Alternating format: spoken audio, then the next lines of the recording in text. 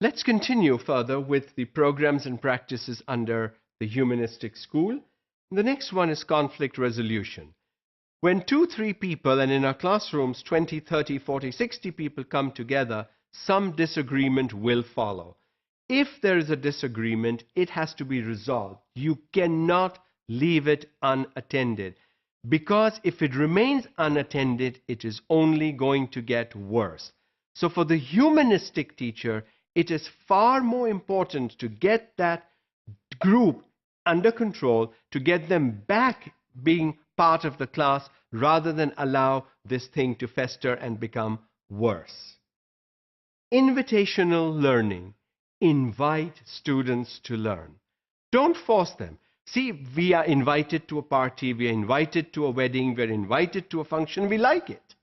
So if our students were invited to the classroom to learn, I think they would like it. And then when you're invited, you expect some fun.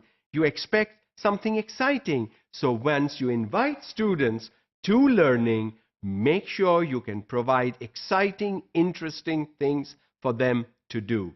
You should have a great menu and let the students choose what they want to study, how they want to study, and so on and so forth. But when you invite people to study, when you invite students to your classroom, the chances that they will come with interest are doubled. And when that happens, you will have a much better classroom and a much better group of students to teach than when they come because they are sent to the school by their parents and you are the teacher that deals with them. Values clarification. This is important today. As I said earlier, we try to teach values in our classrooms, but what students see in society is very different. That's the values clarification.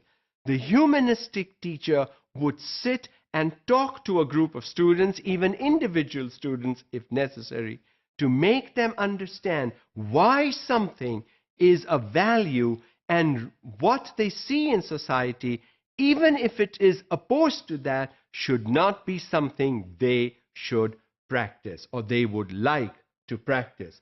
So values clarification, clarifying for young people why something is wrong.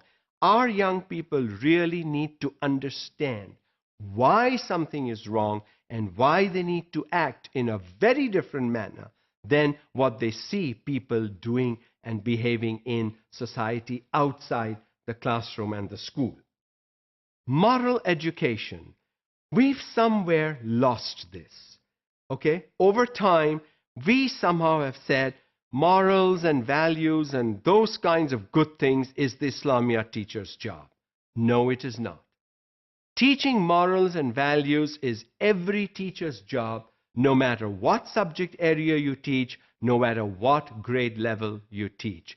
You can teach morals and values to students all the time.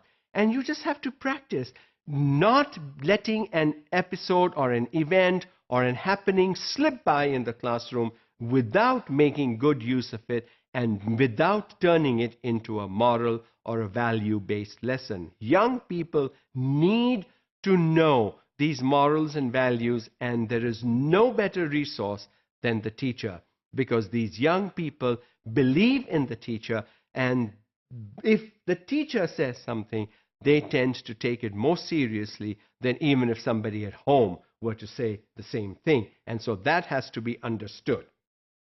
Multi-ethnic educational approaches. Because students today in the 21st century come from diverse geographical and cultural backgrounds, it is important not only to teach about your culture and your traditions, but to teach the cultures and traditions from other ethnic settings as well. And especially in Pakistan, at our universities, we have students from all the 4 provinces. We have them from the rural areas, the urban areas. All these settings are different. And students come with different beliefs, different ethnicity, different traditions, different values, different cultures. How do you merge all that together? How do you bring in unity within this diversity?